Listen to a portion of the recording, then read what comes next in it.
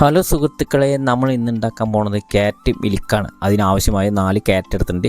പിന്നെ നമുക്ക് ആവശ്യമായ ഏലക്കായ 2 പിന്നെ 1/2 ലിറ്റർ പാല്, പിന്നെ തേനാണ് ആവശ്യം. തേനില്ലെങ്കിൽ പഞ്ചസാരയാണ് മതി. ഇത്രയും ഐറ്റമാണ് നമുക്ക് ആവശ്യമുള്ളത്. ഒരു കുക്കർ എടുത്ത ശേഷം അതിലേക്ക് നമുക്കിത് കട്ട് ചെയ്തിട്ട് വെക്കാം. കുറച്ച് വെള്ളം ഒഴിച്ച് ഒരു 3 വിസിലടിച്ച് കഴിഞ്ഞാൽ നമുക്ക് സ്റ്റോപ്പ് ചെയ്യാം.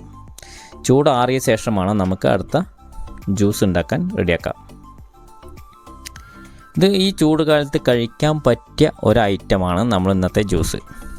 ഒരു ഹെൽത്തി ആയിട്ടുള്ള ജ്യൂസാണ്. കുട്ടികൾക്കും വലിയവർക്കും ഒരുപാട് ഇഷ്ടപ്പെടുന്ന ഒരു ഐറ്റമാണ് നമ്മുടെ ഇന്നത്തെ ജ്യൂസ്. അങ്ങനെ നമ്മൾ ജാറിലേക്ക് ഇട്ട് തണുത്ത ശേഷം നമ്മൾക്ക് അതിലേക്ക് ജാറിലിട്ടുണ്ട്. അതിന് ശേഷം നമുക്ക് 1/2 ലിറ്റർ തണുത്ത പാലൊഴിക്കാം. അതിനുശേഷം നമുക്ക് കുറച്ച് തേൻ ഒഴിക്കാം.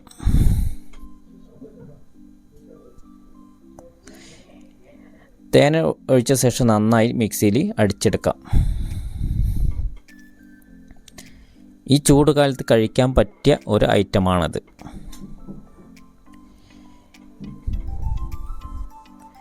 അങ്ങനെ ആയിട്ട് ഇതാണ് ഇന്നത്തെ നമ്മുടെ ക്യാരറ്റ് മിൽക്ക്.